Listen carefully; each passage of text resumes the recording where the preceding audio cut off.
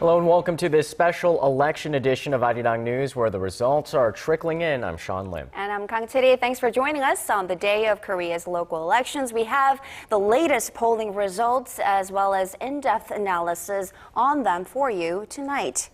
Well, the exit polls are out, and joining us now to break down the results is our Hwang Ji-ae. So, not a lot of surprises tonight so far. We have many tight races in many regions, as expected. Exactly. 7 regions are highly contested out of 17 metropolitan mayoral and gubernatorial posts. And among the 10 remaining regions, ruling Sewol-ho Party and the main opposition, New Politics Alliance for Democracy, or NAPD, are each doing better in 5 regions. And with the map that we're seeing a lot of red in the bottom right, the southeast region, which means the ruling party managed to be ahead of its rival candidates in its traditional strongholds. But on the bottom left, the southwest regions, we're seeing a lot of blue, meaning the main opposition party managed to do the same. The main opposition party is also ahead in capital Seoul that you see up in the map. So let's talk about the Seoul mayoral election, which arguably can be the most high-profile election in this case. Chung Mong-jun from the ruling Sewol-ho Party seems to be at a sizable disadvantage right now from the polling results. Could a comment by his son previously in the campaign cycle on Facebook have affected this result? Well, we have to see the final numbers, but yes, because actually the incumbent Seoul Mayor Park Won-soon from the main opposition party is ahead of its rival by 10 percentage points, while many were expecting a neck-and-neck race here. Still, we have to keep in mind that these are not final. But Seoul mayorship, as you just said, carries an extra weight in the Korean politics, as it's widely considered to be the stepping stone for becoming the nation's president. And we saw in the graphics earlier on in the gray color, we saw other regions surrounding Seoul showing very hotly contested races here. Right. In Gyeonggi province, actually, here Nam Kyung-pil from the ruling Sewol-ho Party was considered as the strongest candidate, but because he's a well-recognized figure. But again, after the ferry disaster, the race with his rival Kim Jin-pyo from the main opposition party turned very tight. And as you mentioned, in another highly contested region surrounding Seoul is Incheon, and there's candidate Yoo Jung-bok from the ruling Sewol-ho Party and incumbent opposition mayor Song Young-gil. Candidate Yoo is known as a key confidant of President Park Geun-hye and was the former Minister for Security and Public Administration. So those races were around the Seoul metropolitan area. What are some of the key races outside of the capital region? One is Busan, which is, again, a traditional stronghold of the ruling Sewol-ho Party. And the ruling party candidate Seo Byung-soo is actually seen as one of President Park's key aide. But after the ferry disaster, again, sentiment worsened over the current administration. And surprisingly, Seo is actually showing a neck-and-neck race there, according to the exit polls. And with the independent candidate Oh Go-don, experts have been saying that Sewol-ho Party will take a big hit if it really loses in this battleground. And we've been saying that main opposition parties, Kim Boo-kyum was doing pretty well so far in the city of Daegu, but Kwon Young-jin is actually ahead according to exit polls, but I guess that's just going according to the city's tradition. Right. In Daegu previously, the voter turnout remained below 50%, which is very low. And what's more interesting is that the elections ended in a sweeping victory for ruling party candidates. And this time, by looking at the exit polls, as you just said, there weren't any major surprises, and the ruling party candidate is around 5 percentage points ahead of his opposition party rival. And just to remind you guys once again, the exit polls are not final numbers, and previously there were many cases when the exit polls turned out to be different with the final election results. And winners are expected to emerge around 11 p.m. So we'll have to wait until then. And vote counting began around 6:30 p.m. So the results are being gathered right now. So we'll have to wait until then. Exactly, and a very long night for all of us, right? Thank you very much, Gia, for that. Now let's go to the National Election Commission, which keeps track of the voter turnout. Our Yoo Li-an is standing by for us. Li-an, do we have the final numbers yet?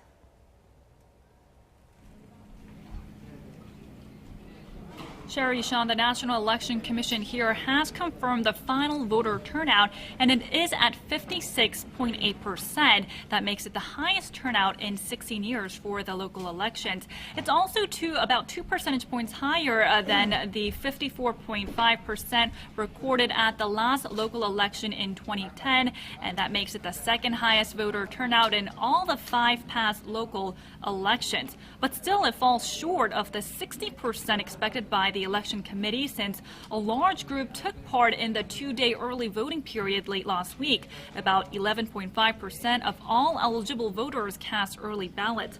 Also, some pundits had predicted the Sewol-ho ferry disaster would pull up voter participation, but given the lower than expected voter turnout, it seems the disaster has only worked to turn the heads of voters away from politics. The National Election Commission here expects that we will have a pretty good sense of who has won, like Gia mentioned, by 11 p.m. tonight, Korea time. But as there are many races that are neck and neck this year, they expect the final results to come in at around 3 to 4 hours past midnight. Now, the NEC has also made extra efforts to increase election transparency and allowed anyone interested in seeing the ballot count process to watch it live on its homepage and major portal sites, including Naver and YouTube. I'm Yoo Li-an reporting live from the National Election Commission. All right, thank you very much, Li-an there. And a couple of hours have passed since the polling stations closed here in the country. The vote counting process is now very much underway. Now, to fill us in on the counting procedure, we now connect live to our Shin Se-min, standing by for us at the ballot counting center located in the Junggu District Community Center. Se-min, how many votes have been opened so far?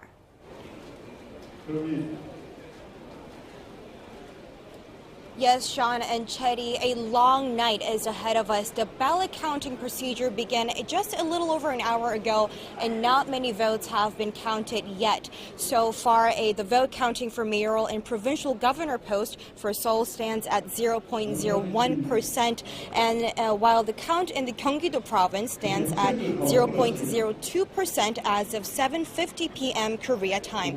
Now, the process is going smoothly, but it does involve multiple verification processes to ensure a fair election. The votes collected from this Wednesday, as well as from the early voting period, are being counted at 252 ballot counting stations nationwide.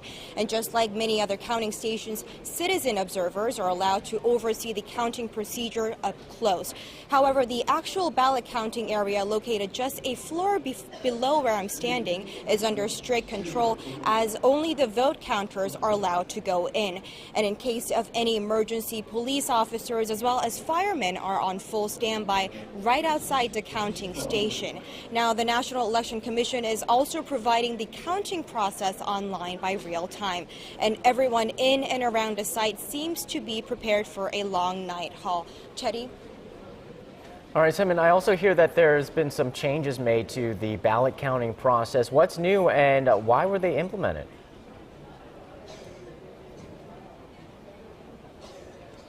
That's right. There were some minor changes made during starting this local election, after inconsistencies in ballot counting process were reported from 2012 presidential election. Now, over 107,000 people are involved in the process, and for the first time ever in local election history, regular citizens are taking part in the vote counting process in a bid to boost transparency and reduce concerns of vote tampering. The Election Commission is using new ballot counting machines in some areas and employing a three-step check system to minimize any possible mistakes.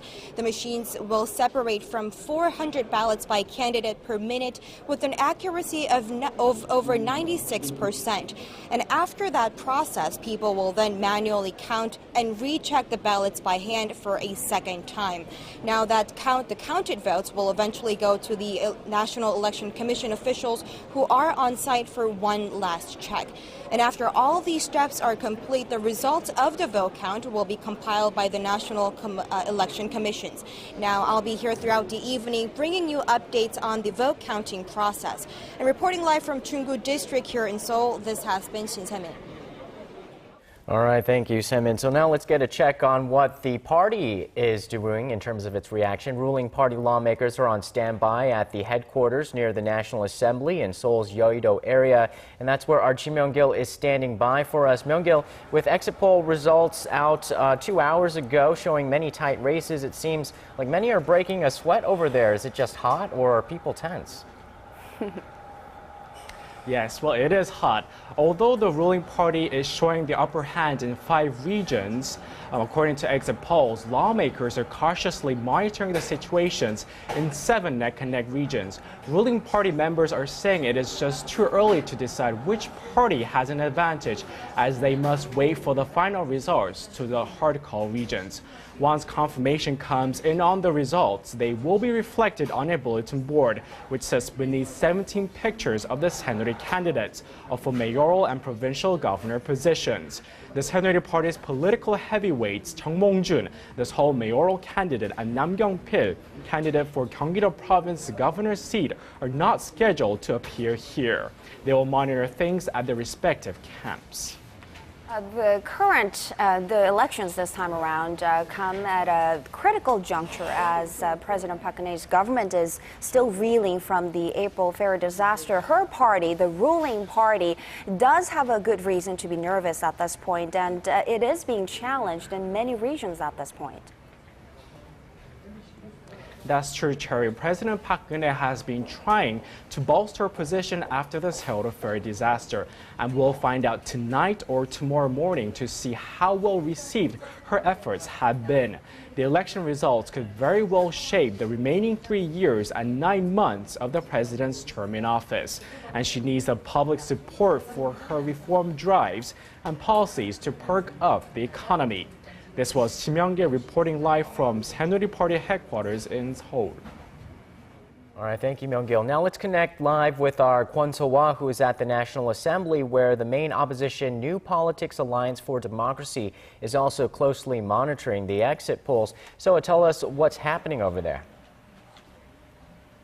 Sure, guys. The New Politics for Alliance for Democracy's members are gathered here at the NPAD Situation Room to watch the exit poll results as well as eventually the election results. And they're not showing that much emotion here, but I did hear a unanimous sound of surprise once when the early numbers came out, and also some nodding. Now, the party members had dinner after seeing the first poll results, but just a few came back a while ago for further monitoring on some 10 different channels switched on here. Now, as we know, the exit poll results do not necessarily resemble the actual results. That's why most candidates and members of the NPADs are reserved right now, but it's also due to the recent Sewol-ho ferry accident, as the party said it won't be doing much cheering in these elections, nor would they hand over bouquets to winners. Meanwhile, after 9 p.m., the NPAD co-leaders Kim Han-gil and An Chol-soo are expected to arrive at the NPAD Situation Room. I see. Now, we got the exit poll results a couple of hours ago. Is that something the NPAD had expected? Well, over the last few days before the elections, the NPAD's members had expressed their concerns of so-called hidden votes by conservative voters, and also its uncertainties over 10 to 11 swing regions. Now, At this hour, it looks like the party had worries in the regions of Gyeonggi-do Province, Incheon, and Chungcheong Province, but it looks like they are slightly leading in many of those, and also in their traditional strongholds of Jeollabuk-do and Jeollanam-do in the southwest of the country. The first exit polls suggest they will probably win in those regions. Now, the NPAD is especially glad that their mayoral candidate Yoon Jang-hyun in Gwangju is leading over independent candidate Kang Un-tae, who seemed to be a strong rival in earlier opinion polls. Now, that's all I have for now, but I'll be back with more updates later here at the NPAD Situation Room when we get a clearer image of the election results. Okay, thank you, Soa. Well, in nearly all elections here in Korea in recent memory, swing voters have played the deciding factor in the fate of the candidates, and today's elections are no exception. That's right. Experts say voters in their 40s will most likely hold the key this time around. Our Nai Han-kyung has more on these game changers. It's become an established fact in Korea that those in their 50s and older tend to support the conservatives, while people in their 30s and younger lean toward liberal parties. That usually leaves people in their 40s making up most of the swing votes. Experts say the Park Geun-hye administration's handling of the Sewol-ho ferry disaster has changed today's election dynamics in many ways. Swing voters who saw Prime Minister nominee An Dae-hee withdraw his nomination due to personal ethical issues felt the government was not trustworthy. If a lot of those voters head to the polls, they will likely sway the election results. But it's not just the ruling party that's being hurt. There's bound to be a so-called incumbent advantage because the campaign came to a halt for a few weeks due to the ferry disaster. That made it very difficult for challenging candidates to establish their positions. As for the roughly 12% of the electorate who came out for last week's two-day early voting, most experts say it's unlikely that this will pump up the turnout. If people take Thursday off, they can go on a long holiday because Memorial Day falls on Friday. So I think those who participated in the early voting are probably people who were going to vote anyway, but can't because of their schedule, meaning there won't be a drastic increase in the overall voter turnout. All that remains now is to see how many people head to the polls and for their ballots to be counted.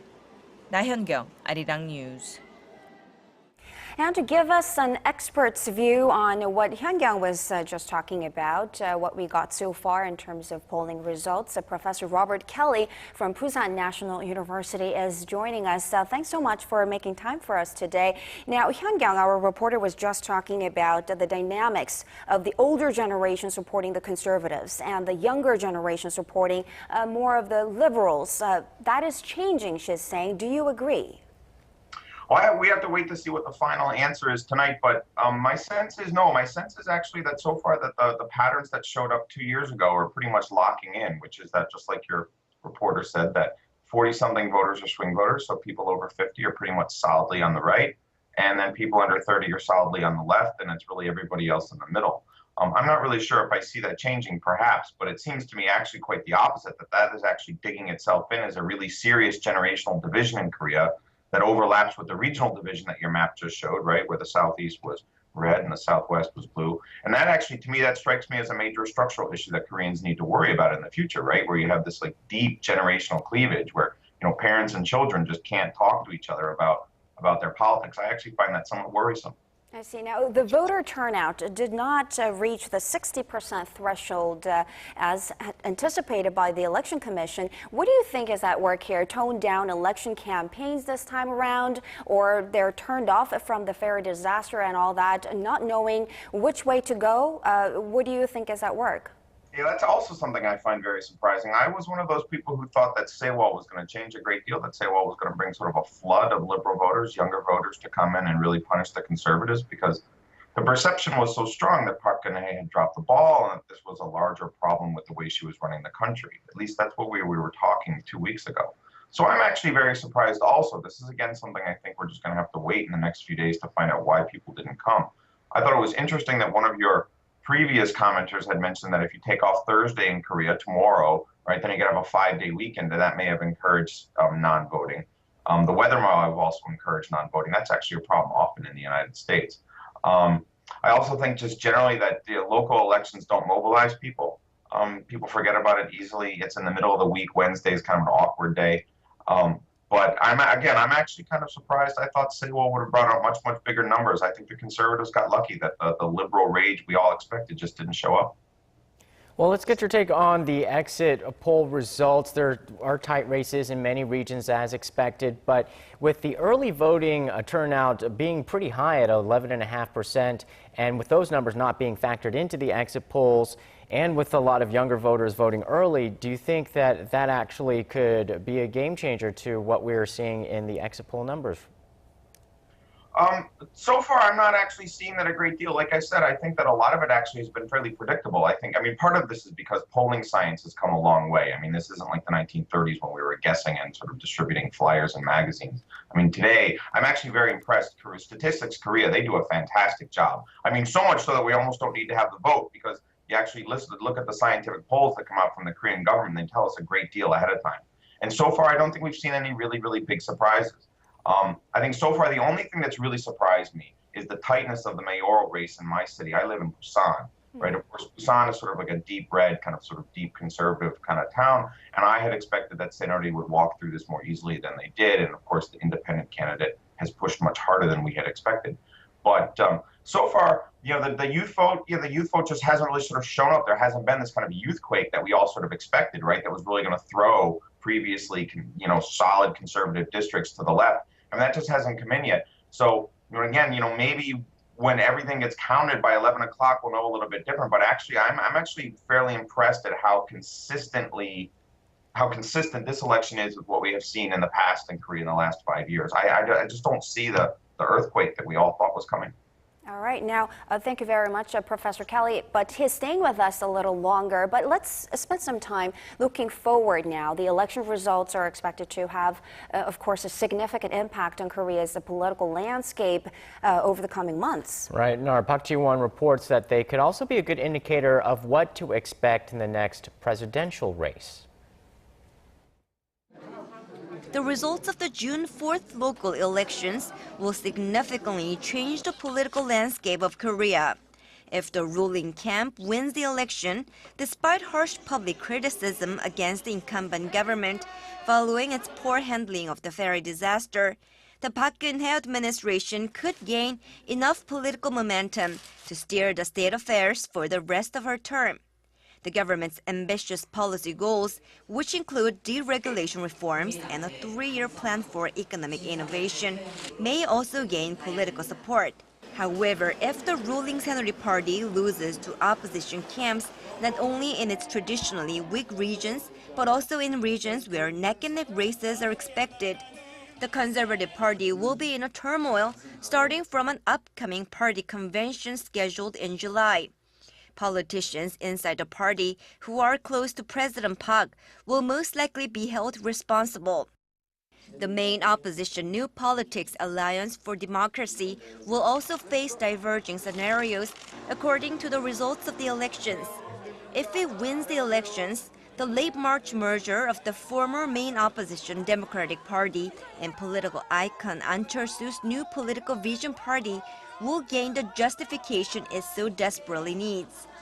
The co-leadership of Kim Han-gil and An Chol-soo will be strengthened in preparing for the next general elections and eventually the next presidential election. But in the case that the main opposition loses in major neck-and-neck race regions, the co-leadership will be significantly hurt, and the fledgling party could face the danger of being embroiled in factional strife. Park Ji-won, Arirang News. Well, Professor Kelly, let's talk about some more of these possible political scenarios. Since the ruling party seems to be challenged in many areas, let me first ask you about the scenario of the ruling party losing this time around. How much more challenging is it going to be for President Park Geun-hye if that happens? Yeah, I thought your reporter did an excellent job. I thought those two scenarios are very much correct. Those are good baselines, I think. Again, a couple weeks ago, I think we all thought that Sewol was going to have a major effect and that Sewol would be a turning point, a sort of downward turning point for the Park presidency.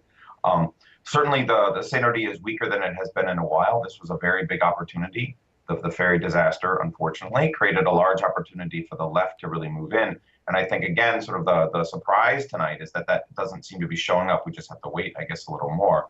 But that was what your reporter said was sort of my feeling, too, that this was a real big moment for the South Korean right. They had to look like they were going to tackle corruption. They were going to tackle nepotism, the kinds of issues that the Korean left has been throwing around for 25 years. And sort of the Chaebol elderly coalition of Korea's conservative politics have always kind of ducked and dodged around, and it was finally sort of on the front burner. And I thought, wow, the local elections are going to be like this breakthrough. But so far, the right's getting lucky. So far, President Park's having a very good night. But the fact that we have so many contested regions shows the main opposition party was not exactly the obvious alternative either. So what does this say about Korean voters and political parties of today? Yeah, I think that's a very good point, actually. I think what it tells me as a political scientist is that Korean political parties are really not very deeply rooted in the national consciousness, right? Korean elections are only 30 years old. Korea's parties change their name a great deal. They sort of shift and move around a lot. Before it was Sewol-ho, it was, the Grand National Party. And then it was sort of the Democratic Party, but now they've come together into this new alliance. And so we're all trying to sort of run and catch up and learn all these different names. And I think that's sort of one of the big lessons of this election to me, right? Is that we all expected the Sewol earthquake. It doesn't seem to be showing up. Instead, there's a lot of sort of confusion about the parties. The turnout was kind of low. Pardon me. And what this tells me is that Korea needs parties that are stronger, that are deeper, that have like wider roots in the civil society, and that mobilize opinion and structure ideology in Korea better, so the Korean voters have a better sense of what their choices are. I think that's kind of what we're seeing now, sort of these alternatives that we don't really know what they are. Ahn Cheol-soo, nobody knows what's he doing. He kind of didn't really work out too well a couple years ago. Pardon me. So like you said, I think the Korean left is really not offering a really coherent alternative, and so we're seeing drift tonight. All right, Professor Kelly, thanks so much for joining us here tonight, and we'll see you back at around 10 o'clock with some more hard figures and numbers. We'd love to get your insight on that. Thank you very much for having me. Well, it's not just Koreans who headed to the polls today. The largest number of foreigners ever also exercised their rights to vote. And I learned today that Korea is actually the only Asian country that allows foreigners to vote in its local elections. And Connie Kim tells us more. Chinese national Liu Changjun has voted for the first time in Korea. She first came to Korea in 2008 and is mostly interested in issues related to multinational families. I'm nervous to have voted for the first time. I voted for candidates that support multicultural families and are interested in creating new jobs for women like me. Yoo is one of the nearly 50,000 foreign voters who were able to vote in local elections in the nation. Since 2006, foreigners who have had permanent residency status for more than 3 years have been eligible to vote. Korea is the only nation in Asia that allows foreigners to vote in local elections, although they're not allowed to cast ballots in presidential and general elections. Although foreign voters take up just 0.1% of the total number of voters in Korea, the figure is expected to grow. The number of eligible foreign voters is at its highest level this year at about 48,000, jumping about fourfold since 2010. To boost the voting rate of foreign immigrant women, which make up about 48% of the nation's immigrant population, the Korea Federation of Immigrant Women was established in April. Many qualified foreign voters do not know they are eligible to vote. We will continue to educate those foreign women on the merits of democracy and why they should have an interest in politics. The National Election Commission hopes to help foreign voters settle into Korean society by helping them exercise a right to vote in these local elections. Connie Kim, Arirang News.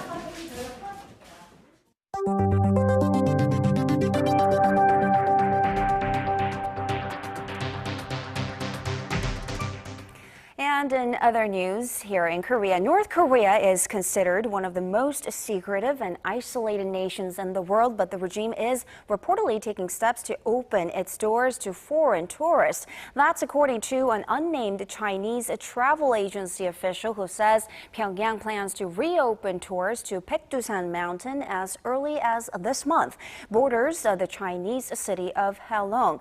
The tour route borders the Chinese city of Halong and has been closed off since February of last year after the North conducted its third nuclear test. The travel agency official who spoke to Yonhap News Agency says the mountain tour will only be available to Chinese nationals and cost about $175 for a 2-day trip. If approved, it would represent another bid by North Korea to increase its tourism revenues from China as it seeks to shore up much-needed foreign currency reserves. And amid a flurry of diplomatic activity to restart the long-stalled six-party nuclear talks, questions are rising on whether China should play a stronger role in bringing North Korea back to the negotiating table. Our Hwang Sung-hee asked that question.